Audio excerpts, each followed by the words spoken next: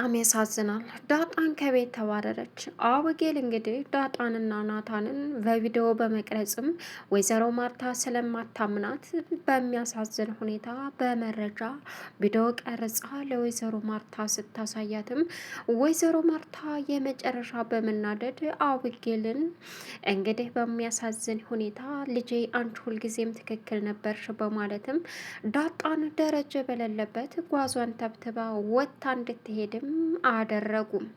እንግዲህ ሰላምዬ ደግሞ ዳጣና ናታን እዚህ ደረጃ መድረሳቸው ፍቅሩን መቀበሏና ፍቅሯንም ስለገለጸችለት እጅግ በጣም ደስ ብሏት እንግዲህ ቁጭ ብላ ዘና ብላ እያወራችው እያለችም እነሱ እንደዚህ በመሆናቸው የእሷ ደስታም እንደሆነ የነገረቻቸው በዚህን ሰዓት ከነ ዳጣን ጭምር ቪዲዮ ስትቀርጽም አበጌል አሁን ጉድ ሰራቻቸው። ዳጣ ደረጀ በሌለበት ከዛ ከቤት ወጥታ ለጅብ ውጭ ላይ መጣል እንዳለባትም ወይዘሮ ማርታ ደነገገች። አሁን ላይ እጅግ በሚያሳዝን ሁኔታም እየተናደደችው የምትገኘው ሰላም ይህች አረመኔ ጭራቅ ሁልጊዜም የእሷ ነገር እንዳስቀናት ነው በማለትም አበጌል ጋር ትኩረት ብታደርግም ግን ደግሞ የወይዘሮ ማርታን ውሳኔ ልትሽረው አልቻለችም። ወይዘሮ ማርታን የመጨረሻ በመናደድም አሁን ላይ ገዛ ቤቴ ይሄ ጉር ሲፈጠር ልጅን አላዳምጥ ብዬ ነው በማለትም የመጨረሻ ብስጭት ላይ ትገኛለች። ሰላም ውድና የተከበራችሁ የዙዙነት ሚዲያ ቤተሰቦች እንዴት ናችሁ? ላይ ሰላማችሁ ይብዛል። ለዚህ ቻናል አዲስ የሆናችሁ ሰብስክራይብ እያደረጋችሁ ቪዲዮውን እስከ መጨረሻው ተከታተሉ። ዛሬ እንግዲህ በሚገርም ሁኔታ ዳጣን በጉጉት ስንጠብቀው እንዲሁም ደግሞ ተወዳጁን ይዘን መጥተናል ማለት ነው። ዳጣ ከቤት ተባረረች። ደረጀ በሌለበት ደረጀ ስልክ እየደወለ ለአቢጌል አደራ ከዳጣ ጋርና ከውሃ ጋር እንዳትጣይ እንዳትመቻት እያላት ነበረ። አሁን አቢጌል እንግዲህ ትልቅ ችግር ፈጠረች። ዳጣንንና እንዲሁም ደግሞ ናታንን ቪዲዮ በመቅረጽ በመረጃ ለእናቷ በማሳየትም ዳጣን ከዛ ቤት እንድትባረር አደረገች። ወይዘሮ ማርታ ከዚህ በኋላ ምንም ትዕግስት የለኝም በአይኔ ገዛ ቤቴ ይህን ጉድ እያየሁኝ በማለትም ከባዱንና እማትሽረውን ውሳኔ ወሰነች። በዚህን ሰዓት ሰላምዬ በእርግጥ ዳጣ እና ናታን እዚህ ደረጃ ላይ ወይም ደግሞ ፍቅሩን ተቀብላ የእሷንም ፍቅር እንደምትወደው ስለነገረችው እጅግ በጣም ደስተኛ ከምንም በላይ እየተፍለቀለቀች ትገኛለች። ነገር ግን ትንሽ ሳይቆዩ አቢጌል ደስታቸውን አደፈረሰችው። ወይዘሮ ማርታ እንደማታምናት ስለምታውቅ ቪዲዮ በመቅረጽ የናታንንና እንዲሁም ደግሞ የዳጣንን መሳሳም ለወይዘሮ ማርታ አሳየቻት። የኔ ቤት የብልግና ቤት ነው ወይ ወይም ደግሞ ዝሙት የመስሪያ ቤት ነው ወይ? የማንም ዱርዬ ቤቴን እንደዛ አድርጎታል፣ አንቺን አልሰማም በማለቴ ነው ይሄ ሁሉ የተፈጠረው በማለትም ወይዘሮ ማርታ የመጨረሻ ከባድ ውሳኔዋን ወሰነች። አሁን ላይ ምን ማድረግ እንዳለባት ግራ ተጋባች አቢጌል። በእርግጥ ናታንም አንቺ ከሄድሽ እዚህ ቤት ለሰከንድም አልኖርም፣ ለሴት ልጅ ክብር የሚኖረኝ ላንቺና ላንቺ ብቻ ነው በማለትም ከቤት ለቆ ወጣ።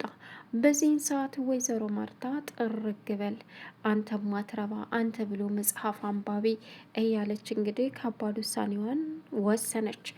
ሌላው አቢጌል አሁን ላይ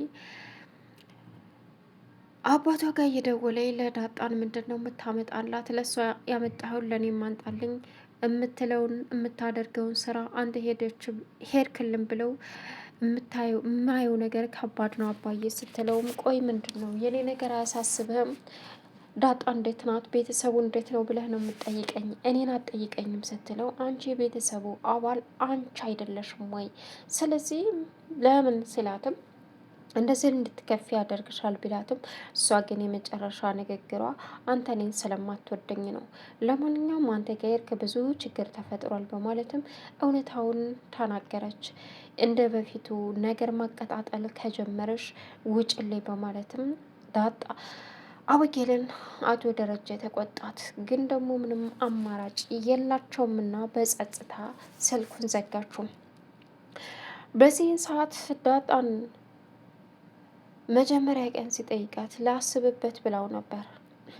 ዛሬ ግን አስባበት አውጥታበት አውርዳበት ነይ ማለት አለችበት ቦታ ሄዶ ቁጭ ብሎ አሰብሽበት ሲላ ምን አስብ ታሰብኩማ ቆየሁ። የምርሽን ነው? አዎ ቆይቻለሁ። እንዴት ነው ታዲያ? ይኸውልህ ስትቆላመም እውነታውን ነገራቸው። መጀመሪያ ቀን እንዳየውሽ እኔ ደንግጬ ነበር። አሀ ፍቅር የያዘ መጀመሪያ ቀን ነው ጠብ ያደረግኩ ስትለውም አይ ፍቅር እኮ በመላመድ እንጂ ዝም ብሎ አይደለም፣ ግን ደንግጫለሁ ሲላትም እኔም ደንግጫለሁ ይህን የመሰለ ጉማሬ ፊት ሳይ እንዴት እንደደነገጥኩ አለችው። እሱም በዚህን ሰዓት ትቀልጅብኛለሽ አይደል አላት። አሁን ንገሪ ሲላትም አዎ እፈቅዳለሁ ግን አበጌል አለችው። አብጌል ምን? እኔ ምክንያት ደርድር ያላልኩም። ስለ አብጌል እኔ አልጠየቅኩሽም፣ ስለ ራስሽ ብቻ ነው። ትወጂኛለሽ ወይስ አትወጂኝም በማለት ሲጠይቃትም አዎ ብላ ፍርጥ አደረገች ዳጣ። በዚህን ሰዓት አብጌል ክላሷ ነበረች። እናም አንድ ስልክ በስልኳ ጮኸ እና እንግዲህ ህንዳዊ ተርጓሚው ደውሎላት ነበር እንደሚያፈቅራት። አለዛ ሞታለሁ ናፍቀሽኛል ካላየውሽ አላት አርጁን። በዚህን ሰዓት ሞት እናሳየ ስትለው መሞት ቀላል ነው፣ ግን ደግሞ ከሞኩኝ አንቺን አላይሽም አላት። እከተልሃለሁ ስትለውም ትቀልጃለሽ አላት። አየክ ጅል በማለትም ዘጋችበት። ናታንን ሄዳ ቁጭ ብሎ እያጸና ባለበት ሰዓት በቃ ሌላ ሴት አንቺ በቃ አትይኝም፣ እኔ አንተን ነው የምፈልገው ማለት ይሄ ቤት እኮ በእኔ ስም ሊያዞርልኝ ነው አባቴ አለችው። ማለት ስለ ውርስ ስለምን ማውራት አስፈለገ አላት። እንደ ይህ ቤት የኔ ከሆነ አንተም እኔም እዚህ ቤት አለን ማለት ነው አለችው። አይደል ይህ ቤት ካለሽማ የተሻለ ሰው ታገቢያለሽ ሲላትም ማለት እኔ አንተን ነው የምፈልገው አለችው። አቡጌን እኔ ደግሞ አንቺን አልፈልግም አላት። ወደ ሳይሆን በግድ አለችው። ከትንሽ ቆይታ በኋላ ወደ ቤት መታ ከአባቷ ጋር ስልክ አወራች። አባቷም ማርታን ነገ ጠዋት እንድታወራኝ ንገሪያት፣ እኔ ደክሞኛል እረፍት ላደርግ፣ በዛ ላይ ደግሞ ሰው ሀገር ነው ያለው ሲላትም አይፎን ምናምን እያለች ጨቀጨቀችው። አይፎን ለጉራው ስትለውም ለሰው እይታ ስትል እንዴት ነው አይፎን ለሰው እይታ የምትይዥው? ባይያዝስ ቢቀር አይገርምም? ላፕቶፕ ሌላ ነገሮች ይዤ ስለምመጣ በቃ ይዤልሽ አልመጣም ማለት። በዚህን ሰዓት ዳጣን እንግዲህ ቁጭ ብላ ማሰብ ጀመረች። ሰላምም ቁጭ ብላ ስለ ዳጣ ነገረችው፣ ጠይቀችውም ደስ ብሎኛል እንኳን ደስ አለሽ አላት። ማለት ሰላምዬ ስለ ዳጣን ይሆናል አለችው። አዎ ግምትሽ ትክክል ነበር ብዬ የለ እኛ የሴቶችን ጸባይ መቼ እናጠዋለን ብለህ ነው አለችው። ይገርማል የእውነት። እና ምን አለችህ? በቃ ላስብበት ምናምን ብላ እንደምትወዳኝም ነገረችኝ። በቃ ግን ደግሞ አውጌል ምናምን አለች። ማለት አውጌል እዚህ ጋር ምን አመጣት ስትለውም ያው አውጌል ምን አስጨነቃት ታዲያ? እሷን ያስጨንቃታል። ለእኛ ደግሞ ቀለል አድርገን እናየዋለን፣ ለእሷ ደግሞ ሪክስ አለው አላት። እሺ በቃ ያው እንደምታሰቃያት ታውቂ የለ በቃ ተሳካ ማለት ነው። ደስ ብሎኛል አለችው። የእውነት እኔም ደስ ብሎኛል ሰላምዬ አላት። በዚህን ሰዓት እሺ አለች። ፍቅራቸውን ማታ በሚገላለጹበት ሰዓት አውጌል በቪዲዮ ቀረጻ ጉር ሰራቻቸው ናታንንና ዳጣን። እናም የዳጣ ድምፅ አይደል የሰማሁት? ማን አባቷ ጋር እያወራች ነው በማለትም ብድግ ስትል አባቷ መልሶ ደወለ። አነሳች። ምንድን ነው አባዬ በዚህ በጨለማ ምንድን ነው? ለዳጣን ምንድን ነው ይዘህላት የመጣኸው አለችው።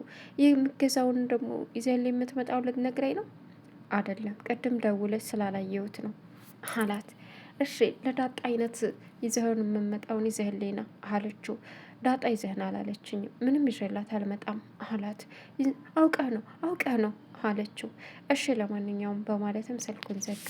የዳጣን ድምፅ ስትሰማ አተኛም እኮ አለችው። ቀጠለችና ስትሄድ ዳጣንና ናታን እዛ ላይፋቸውን እየቀጩ ይገኛሉ። በጣም በሚገርም ሁኔታ የዚህን ጊዜ ቪዲዮዋን ቀረጻ ጉር ሰራቻቸው።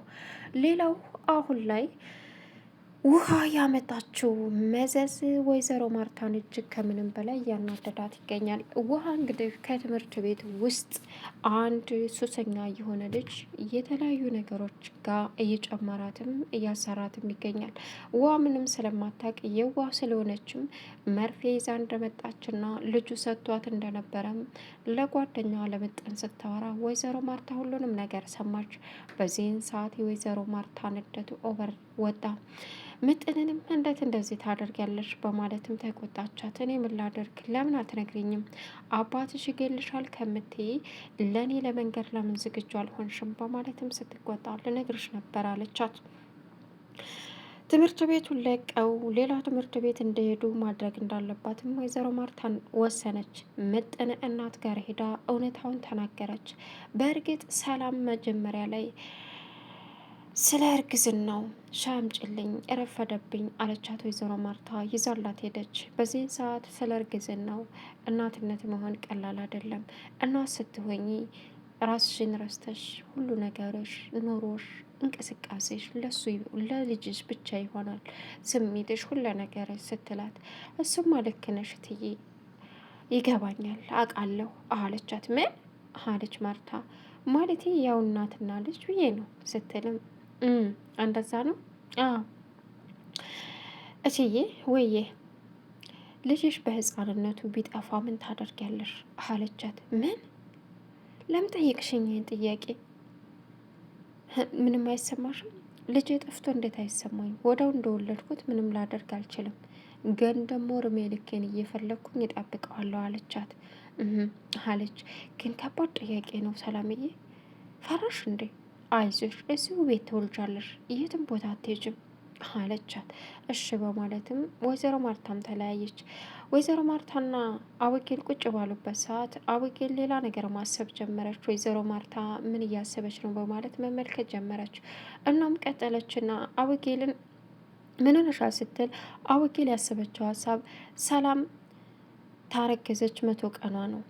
ስለዚህ እማዬ በሌለችበት ወይ ናታን ወይ አባዬ አስረግዟታል ማለት ነው እያለች ማሰብ ጀመረች።